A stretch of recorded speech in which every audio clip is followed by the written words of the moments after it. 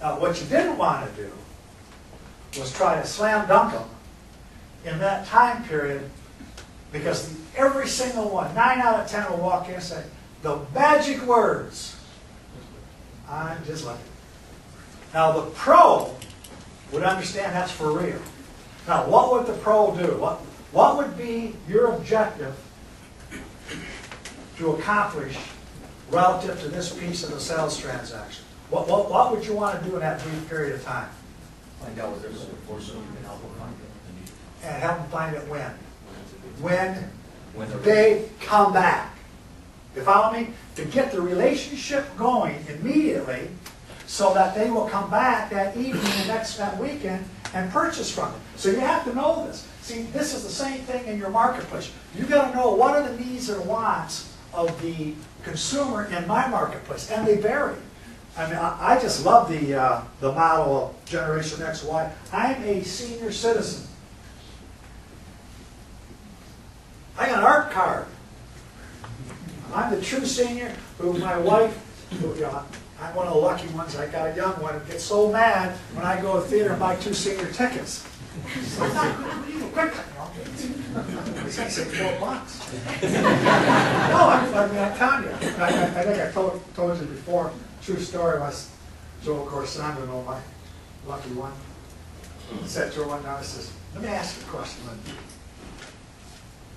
If I didn't have any money, would you love me? She said, of course I'd love you. I miss you. She's a realtor too. She's a realtor too. So the point of this is that you have to get this piece here. Now, we're not passing them out today. Richard's going to do it with you if he already has it. Have you all done the exercise of a real estate balance wheel? Okay, you all have done that. And you have been grading yourself? Okay, because that's key. You have to understand the qualifying counseling piece. Now, what's the difference between qualifying and counseling? Qualifying is what? Qualifying is what? The ability to buy. What's counseling? The willingness to buy. What's an A buyer? Come on. A person who's qualified, ready to buy now. And able. And able, got to get that third leg in there. Now you got to know that. That's got to be up here. You have to have that internally up here and in here to understand that. So there will always be a qualifying presentation. There will be qualifying counseling presentation, demonstration, overcoming objections, and closing techniques. You have to know that. See, again, when we go to the next piece here, you're going to see why that's so important as the real estate specialist. Because what your job is to help change this person's life. And you cannot do that if you do not understand the needs and wants of the individuals who you're working with. And I know you all know that, and I think my experience from this company, the majority of you do that very well. And then, of course, you've got to always make sure that it's feasible to do what they want to do. Are they flexible? Is there motivation there? Is there desire there? Those are all the pieces that make the sales transaction. Now, in knowing your numbers, that's what's going to define you different from your competition in knowing your marketplace. And Joe should be able to sit with Richard and his management team, and which he does, because I ask him questions that pertain to that. Do we have pockets of opportunities in our marketplace that we're not taking advantage of? See, on this piece here, right here, unit value, in your company right now, it's about $7,500, closely.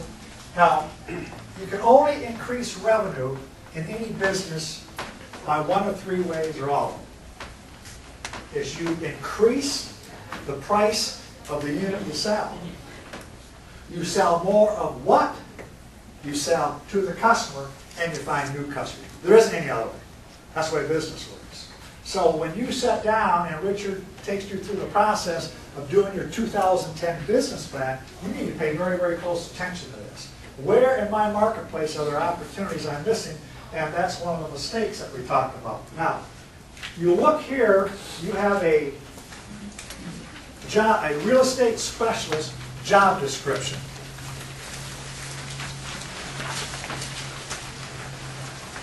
you need to get this.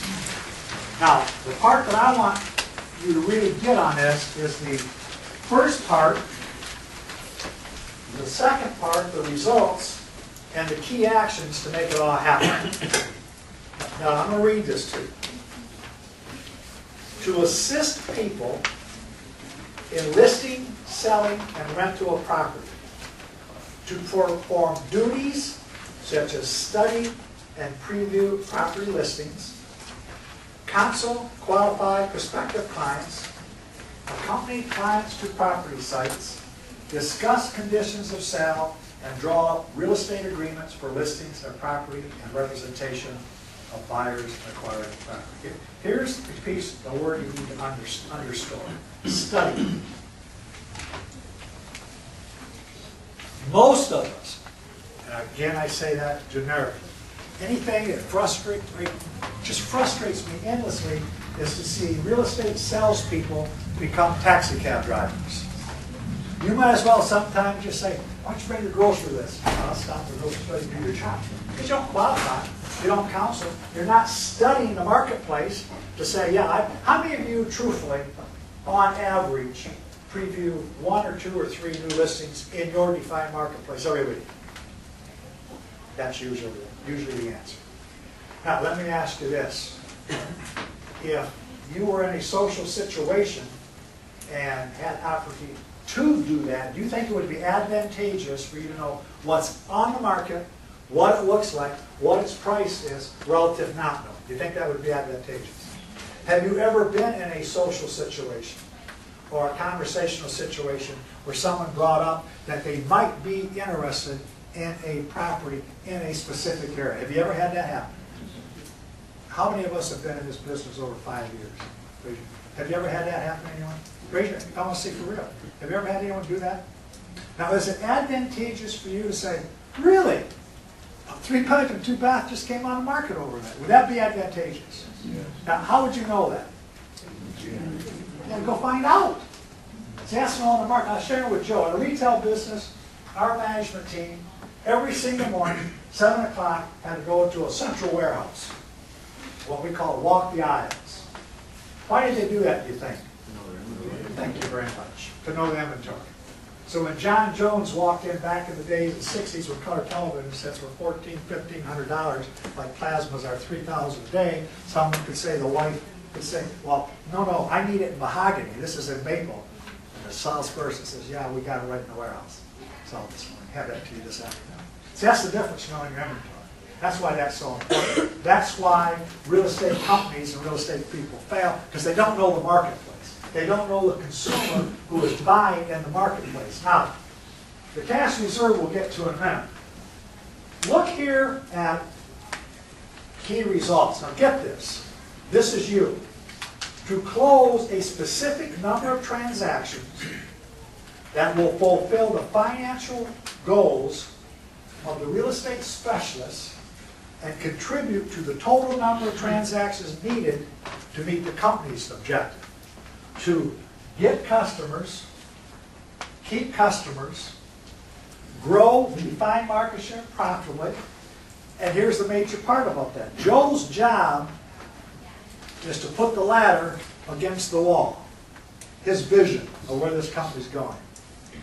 Richard's job and the rest of the management team, and Diana, is to go out and find people who will come in here whose individual dreams, desires, and goals are compatible with theirs.